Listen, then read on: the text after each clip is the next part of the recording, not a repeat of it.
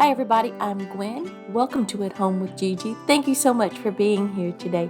I'm just giving you a little sneak peek of what we're going to be making today, and I'm so excited to show you, and I'm also so excited to be part of the Sweet Summer Days Challenge, but more about that in just a few minutes. Now let's just hop right into the video.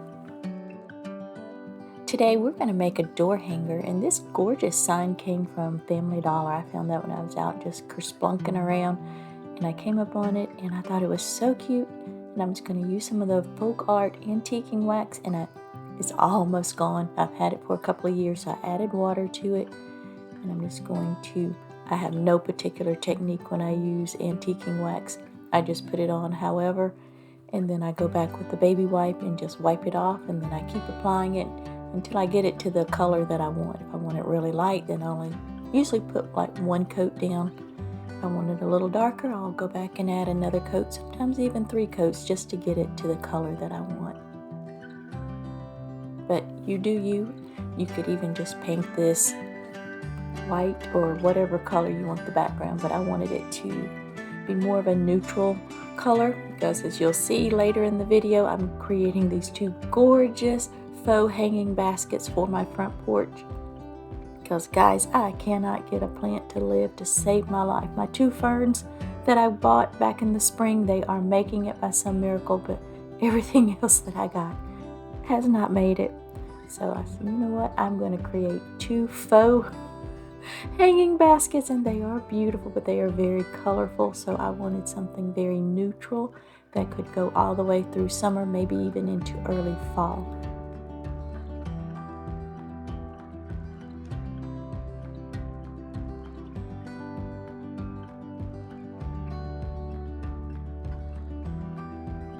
As I mentioned earlier, today's video is part of a challenge that's hosted by Brenda at Rustic Lace DIY and her 2 co-hosts, Shantell at Crafty Hints and Amanda at 6 Kids and a Glue Gun. Guys, you got to go over and check these ladies out. They are just wonderfully talented, and everybody that's in the playlist, I have all of the channels and the playlist linked down below in the description box. Please go check out everybody's video. Say hello, tell them that I sent you. And if you are here from the playlist, hello, welcome. Thank you for being here. I appreciate it. If you enjoyed today's video, I hope you'll smash that red subscribe button. And while you're there, go ahead and hit that like button. It sure does help my channel out and help it to grow. And I am growing, and I'm so excited about that. But thank you again for being here. Thank you, ladies, for allowing me to be a part of this challenge. Now let's hop back into the video. I'm just taking the little small paintbrush and going in around the letters there. Originally, I had planned to try not to get any of the antiquing wax on the letters, but as you can see by the hello, that did not work out very well for me because I've told you before, I am a messy painter, stainer, whatever you want to call this. But actually, you'll see in a few minutes, it did not affect at all the colors that I painted, the word hello and summer.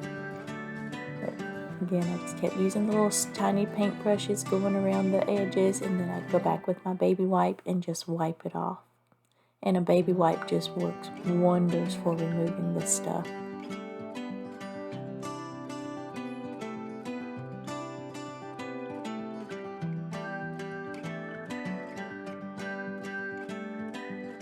I just let the antique wax dry completely, which didn't take it long, but I did let it set overnight, and I'm just going to use some Waverly chalk paint, and I'm going to just paint the word hello white. I did go back and add a second layer of white chalk paint. You don't have to do that, but I wanted that white to really pop against the brown, and so I did go back and do that. Without adding that second layer, it does give it that rusticy farmhouse vibe, but I really wanted that white to pop. But you can still see some of the wood, and I'm using that term loosely because I think it's more like an MDF board.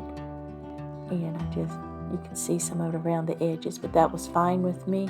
I cannot wait for y'all to see how this turned out. I love it.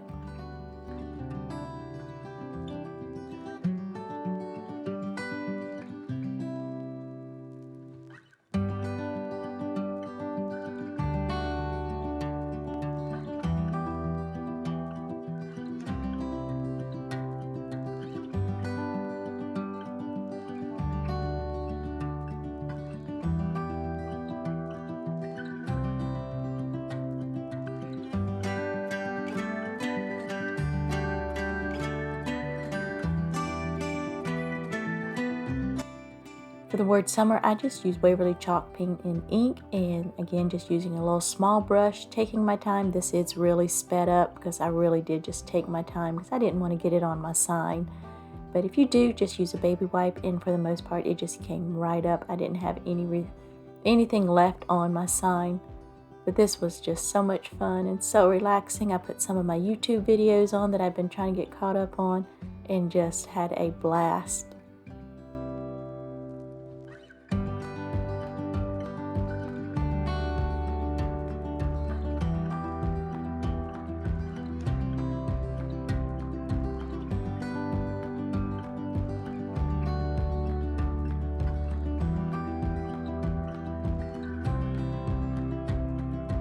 I made sure my paint was completely dry. Then I'm just going to use some of this nautical rope that came from the Dollar Tree and just place it around the edges of my sign.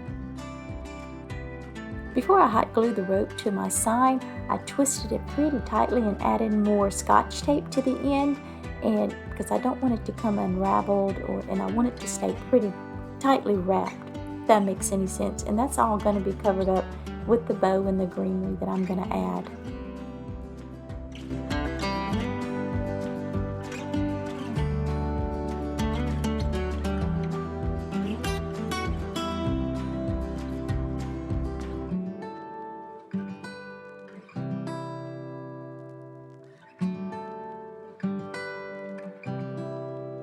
Now before I cut my rope, I added some just plain old Scotch tape, wrapped it around where I was going to cut it, and just snipped it, and it keeps it from fraying. As you can see, just a nice clean end, and just add a little more hot glue to keep it in place.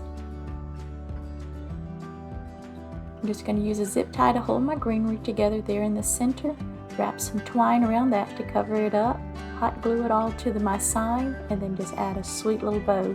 This beautiful ribbon came from Amazon, and I think it is just beautiful. I love how this turned out.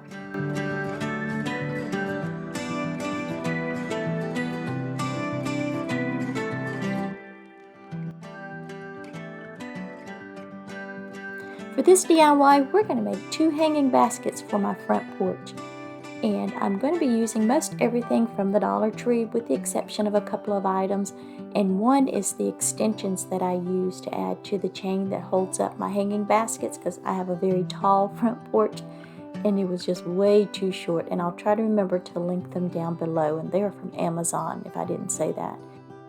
And the other item we'll be using is my current obsession, the spray foam that you can pick up at your local hardware store. And we're going to use that in place of floral foam. And this is, I way overfilled this, or I thought I did. And I used so much of it, I didn't have much left for my second basket. And you'll see in just a second, once they had time to set, and I let them set for a couple of days or more until I got around to them. But they look like 2 big lumps of dough. But anyway, I was just like, oh my goodness, this one's just way too big, too high. But I actually ended up liking that one better. And then for some reason, I decided I was going to cut the top off. I said, nah, we'll make it smaller. And honey, please look away. Don't watch this. He is a safety guy, guys. Please use caution in doing this. I didn't use a lot of caution, so honey, don't have a chicken. But anyway, I decided to cut the top off, and then I was like, maybe I shouldn't have done that. But anyway, I did it, and it ended up turning out well. Actually, at the end, I wish that I had enough for both of them to be that size, but anyway, I didn't. So I decided I was going to add moss, and I'm hot gluing it, and that's where I made my mistake. Because when you add hot glue, and then you've got to add your stems in, it is hard to get those stems through the hot glue, so you have to use a little bit of extra pressure when pushing it in, but it worked. You just got to add a little extra pressure. And I have a mixture of the moss, and it came from Walmart and Dollar Tree. The really bright green moss came from Walmart, and it was a huge bag, and it is some of the greenest moss I have ever seen. So not sure if I'll repurchase that once I finally make my way through it, but oh well, it's serving its purpose and covering up that great stuff. And I'm going to be using a mixture of greenery that came from the Dollar Tree, and what I'm showing you here came from Michael's, and I did not use it. I'm not sure why. Maybe I forgot about it. Sometimes I get carried away and just overlook something. But I'm just going to start by inserting my greenery into the foam, and I'm bending it so that it just spills out over the basket, because I want my basket, y'all know I love full, lush, anything to do with flowers, and that's the way I want my hanging baskets to look. And I'm just bending it out over the sides and just making it look really full. Well, it'll look really full in a minute.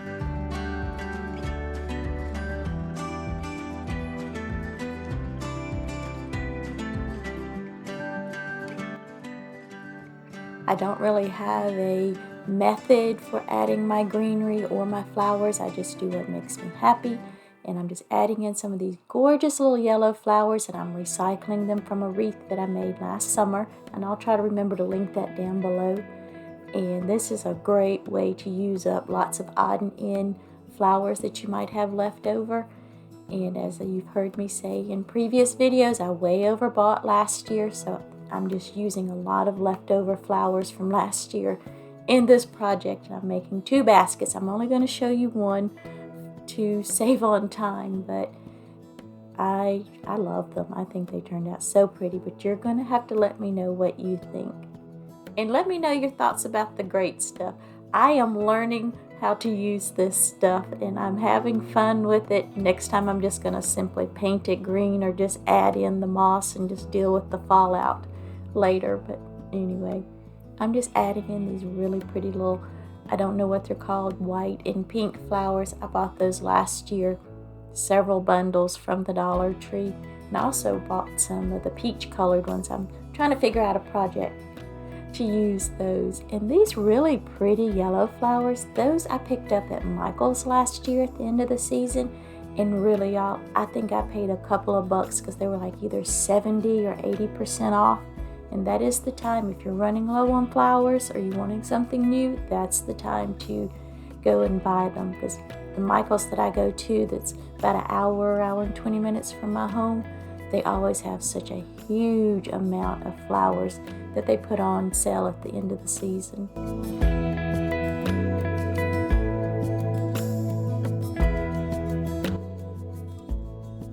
And I apologize for my basket being out of frame there. It just kept sliding forward, and I didn't realize how much it had slid out of frame.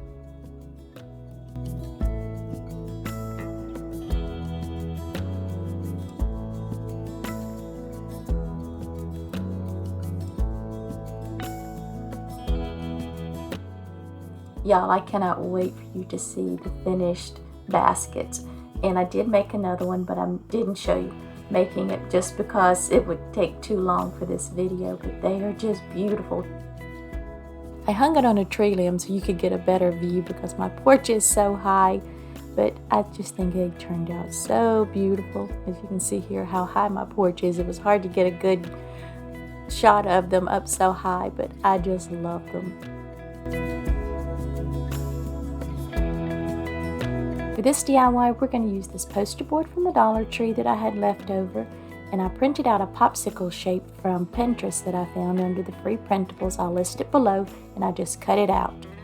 And then I'm going to use that template and trace it out on the poster board, and then I'll just cut those out. And I'm going to cut out 3.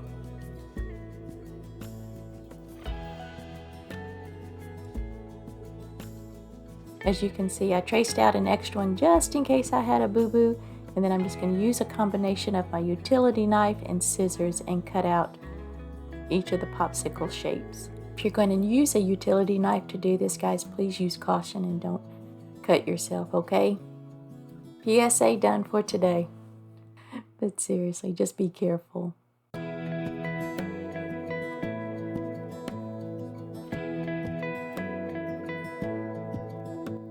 After I finished cutting them all out, I just took a piece of sandpaper and just ran around the edges and just lightly sanded them just to smooth them out really well. I'm going to paint each of my popsicles a different color. I'm going to use Key West Pink Blush and Lavender Sachet, I think I'm saying that right, by Apple Barrel, and all of those came from Walmart. As I had mentioned earlier, my channel has really started to grow, so welcome to all of my new subscribers. Thank you for subscribing. Thank you to my returning subscribers for coming back and supporting my channel. It means the world to me. Thank you so very much. I truly appreciate you all. After letting them completely dry, I'm just going to hot glue them to what else? Popsicle sticks. Sorry, I'm being silly. It's early. You'll have to forgive me.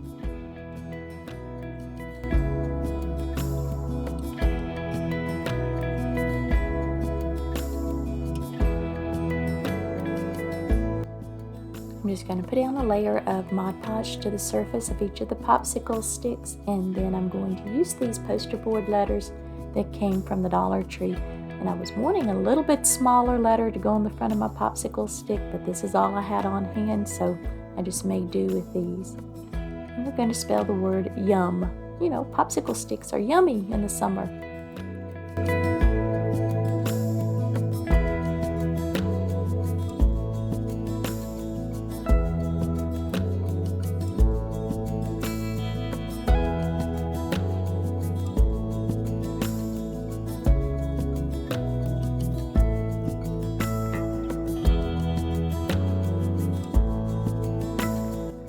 Also added another layer of Mod Podge to the top just to make sure my letters doesn't pop off. And then I'm just reusing one of these little wooden crates that came from the Dollar Tree. I had already painted it Waverly chalk paint in white, and then I just added a strip of painter's tape to the center, and I'm doing the top strip in lavender sachet, and then the bottom is going to be the pink blush, the apple barrel paint from Walmart. And looking back when I was editing, I was like, man, I wish I had done the top stripe in Key West, because I think it would have really made the word that I put on there just pop. But oh well, it is what it is, and I think it's still super cute. And this is the word sweet, and I've got these letters from Walmart a couple of years ago. I love the letters. They're kind of thick and three-dimensional, but they are so flimsy, so you have to be so careful not to bend them or just literally break them.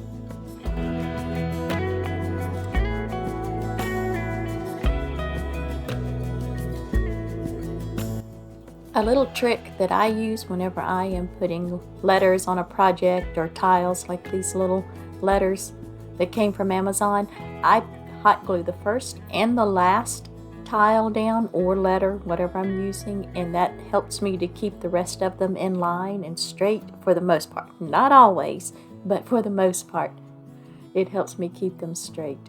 Do you have a tip or trick that you use? Let me know. Comment down below.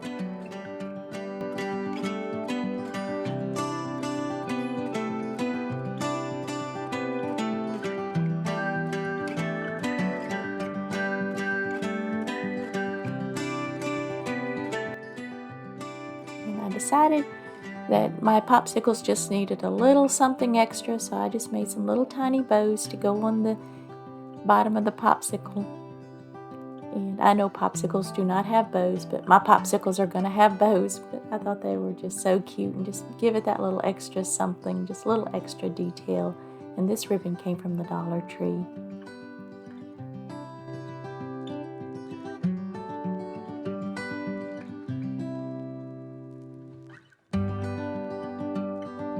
I just placed some white foam in the crate, and then as you can see, they went in pretty easily because I had to use a knife. That white foam is so hard. But anyway, got the popsicle sticks in, and I'm using these glass beads because I want it to look like they're sitting in a bed of ice to keep them nice and cold and frozen.